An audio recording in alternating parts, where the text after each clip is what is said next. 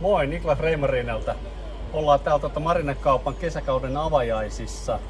Ja täältä löytyy, meillä täällä on esillä tää Ray Shark, missä on paljon erilaista vene-elektroniikkaa, löytyy erilaista plotteria, autopilottia, tutkaa, lämpökameraa, AIS ja kaikkea mitä nyt voi tarvita veneeseen, ja tietenkin myymälästä löytyy sitten vielä enemmän tuotteita. Eli ei muuta kuin tervetuloa tänne tutustumaan tuotteisiin ja juomaan vaikka kupillisen kahvia. Nähdään täällä. Moi!